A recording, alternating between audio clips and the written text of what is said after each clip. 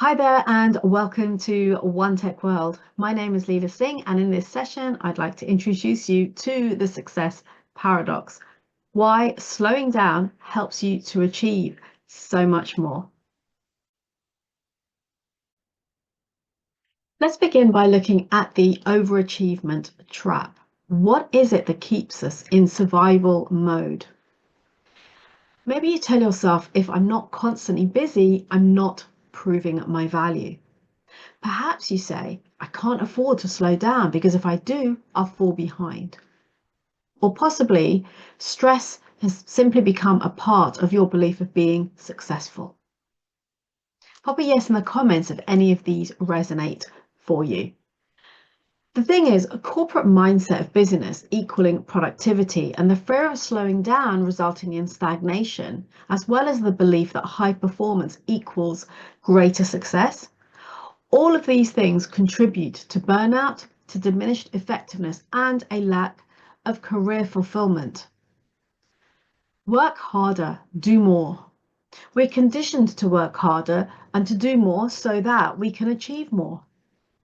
I'd like to introduce you to an alternative perspective to this, which is an optimized approach. Why? Because optimizing your mind allows you to slow down so that you can speed up and create success from a place of clarity and not from overwhelm and overthinking. Pop a yes in the comments if you ever felt like you're constantly busy spinning so many plates but not necessarily moving forward and making progress.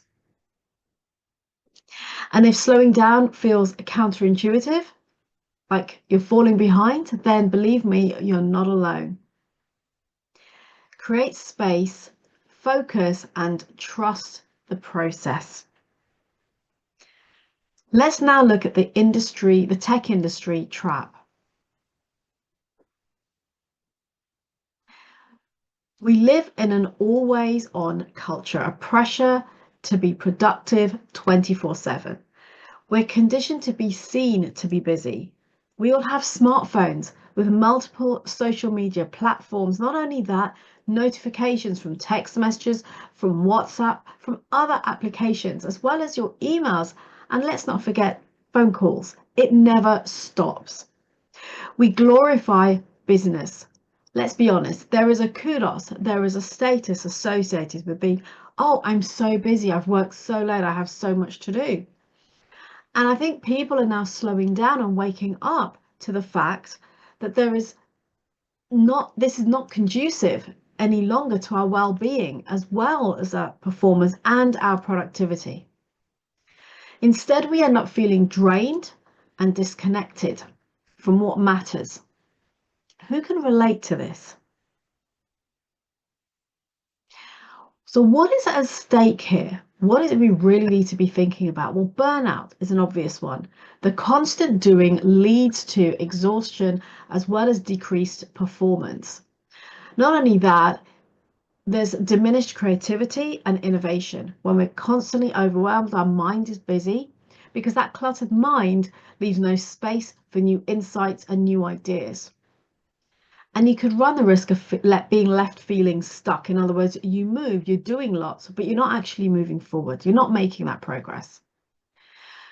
So let's take a reality check here. The cost of this chaos. What is that cost? And what I mean by chaos is all of this distraction and this noise and this doing and the endless to-do list that we're walking around with in our minds. Poor decision making. Bad decisions are made. Decreased productivity, declining performance, missed opportunities, and worse yet, the strained relationships, not only at work, but at home. And in addition to the cost of chaos, there's the cost of not taking time off. How many people do you hear saying when they're taking a vacation that they're taking their laptop or their work phone with them and they're checking their emails on a regular basis? What is the cost of not taking time off? If you burn out, your health will suffer. Your effectiveness drops and your career progression runs the risk of stalling.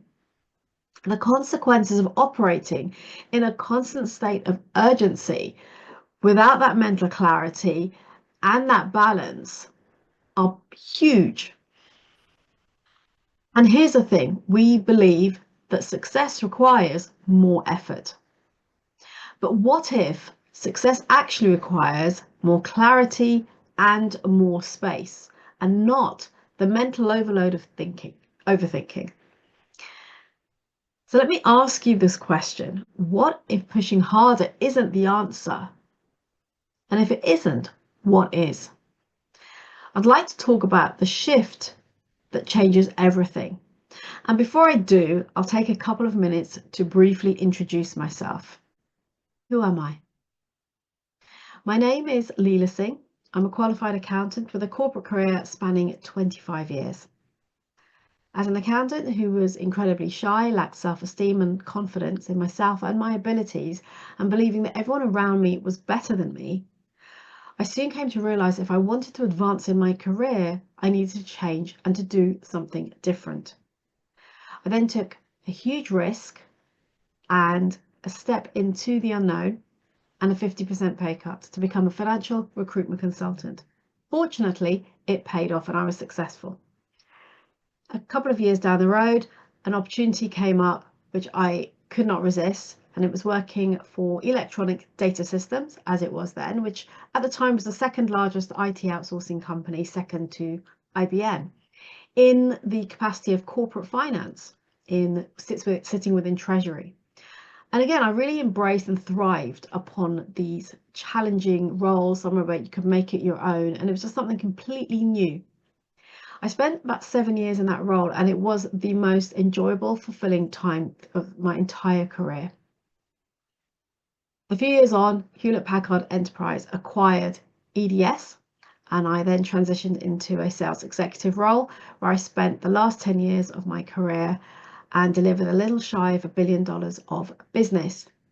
During those last 5 years, I started to invest heavily in my own upskilling to then work on becoming a accredited master coach, professional speaker mentor, a certified master practitioner of NLP and hypnotherapy, and much more.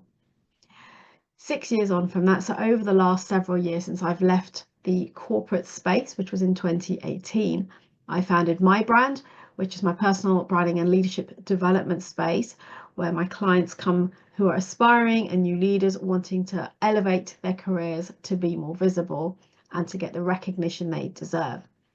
I also launched my podcast, Life Leadership with Leila Singh, all things coaching, career and personal branding.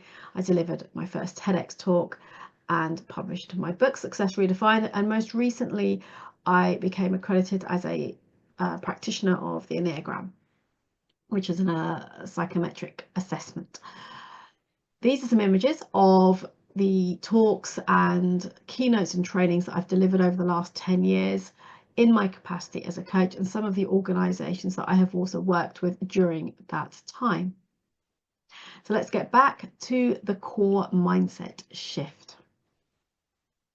If pushing harder isn't the answer, what is? Let's talk about the shift that changes everything. And that is the leader mindset. In other words, taking ownership of your career. Your career needs a strategic leader, and that is you, not an employee who is constantly drowning in tasks. My question to you is this: are you always firefighting, or are you leading your career?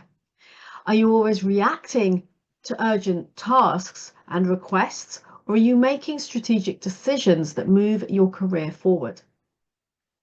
The most successful employees aren't the busiest. They're focused, they're strategic, and in control. In other words, instead of being overwhelmed by endless tasks, they create space for clear thinking, for intentional action, and for making a meaningful impact. My invitation to you today, if you take nothing else away, is to start to slow down so that you can speed up. Why? Because success isn't about doing more, it's about creating space and slowing down. The brain processes information far more effectively when you're in a calmer state.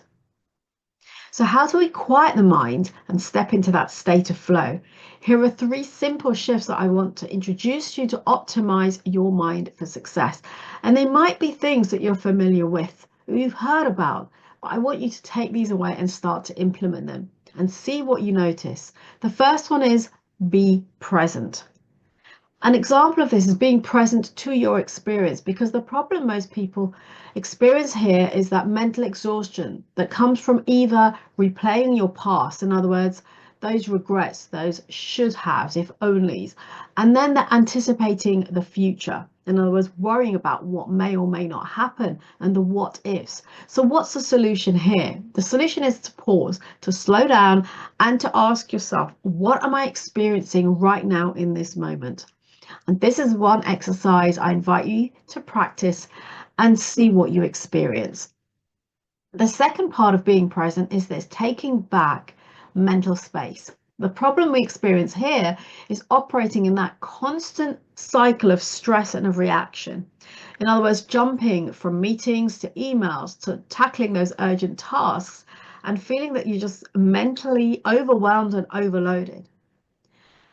And the solution, well, what is the solution? The solution is creating space to think, which leads to greater clarity, better, more effective decision making, reduced stress, and more impactful leadership.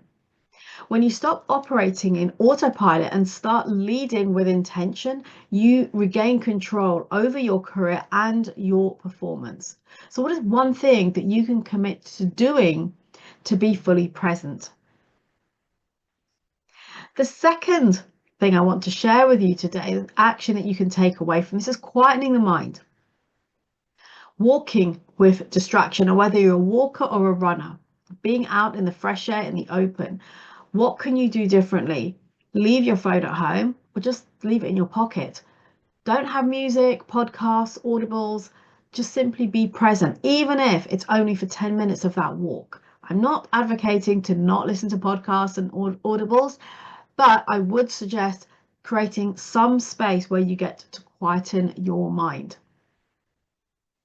What else can you do? Well, how many of you here multitask? I'll raise my hand because I'm really proud of being a multitasker. But what I learned is that actually it can take us 20 minutes to refocus on the main task at hand when we get distracted. So imagine how many times you lose 20 minutes in your day when you get distracted with your phone, a notification, the phone ringing and you answering, or an email popping in.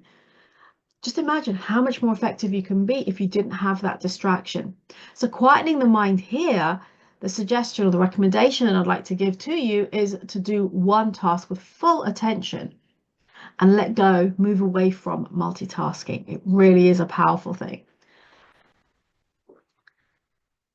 One of our most powerful insights, let's rephrase that. Our most powerful insights come in those moments of stillness. It's when we choose to slow down. What's one action that you're committed to make from today to quieten your mind? And number 3, live from flow. The first part of this, work smarter, not harder. Why do I say this? Because the problem that many people experience is they're busy working in their role, caught up in the day-to-day tasks, reacting to emails and staying in that execution mode, which means they leave no room for thinking strategically or advancing your careers. So what's the solution here? Apply the 80-20 rule. Identify and focus on the 20% that delivers the 80% of your impact and of your career progression. Prioritizing your high value, high impact tasks can accelerate your career growth. It also will increase your visibility and can reduce your stress. And it's finding opportunities to help you to move forward, which you're able to do better when you've created that space, rather than getting lost in the weeds of busyness. And the second part to this is identifying those environments when you feel most energized and inspired. Think about times when you feel relaxed, those ideas come through, or that thing you forgot to do, you suddenly remember it, or there's a task you've been struggling with, and when you're walking or you're journaling or you're driving or you're in the shower even, and you suddenly have a great idea of how to approach that task, which you sat at your desk for hours and you just couldn't figure it out. That's when you're in that flow state. So identify those environments and seek to spend more time in there, or being aware of what's coming up for you when you're in that space. What's one thing that you can do today to create that space in your mind? And how would your life and your career change if you trusted yourself more and forced the process less? In other words, you let go of the have tos and the musts and the shoulds and the noise and the chaos and the busyness. What would change? Some final reflections for you. Slowing down is not about stopping. It's about taking control. It's recalibrating for something better. A successful career isn't built on burnout. It's built on strategic thinking, intentional actions, and mental clarity, not just working harder and longer. You want your career to work for you and not the other way around. So instead of feeling like your job controls you, I invite you to take ownership, lead your career with intention, focus on what truly matters, and create success on your terms. And as always, there's some time for action in my session. And that is as follows: implementation, simple shifts so that you can regain some of that control. Start your day with 5 minutes of planning. Instead of diving straight into your emails, into your meetings, or scrolling on your phone, take a moment to prioritize. Maybe prioritize the top 3 things you want to accomplish in that day. And then identify that one key task that will move your work forward meaningfully for you. The second recommendation for you is this: box breathing. If you're feeling anxious or stressful, maybe you're about to deliver a presentation or have that difficult conversation, or you've got a big decision to make, box breathing is really simple. Slowly breathe in for the count of 4, hold for 4, breathe out for 4, hold for 4, and repeat at least 2 more times. This simple technique will calm your mind, it reduces anxiety, and it will help you think clearly if you're under pressure. And if you'd like to take more action, then I'd love to invite you to learn more about my work and my flagship program and join a private community of like-minded people. Here is the link to the Leadership Launchpad program, where you get to learn how this can help you to accelerate your career into leadership, to stand out and be top of mind and remembered for the right reasons. In addition, if you'd like to grab your copy of my personal brand playbook, this introduces you to the 6 pillars that I believe are essential for achieving greater success in your career. Standing out, as I said, being top of mind, and harnessing that visibility and your competitive advantage, all of which I deliver coaching and training on in the Launchpad. And finally, please do connect with me on LinkedIn. Come and say hello. And I regularly publish content here that will help you in advancing your career and stepping into leadership. Thank you for joining me today, and enjoy the rest of the conference. Take care and see you next time.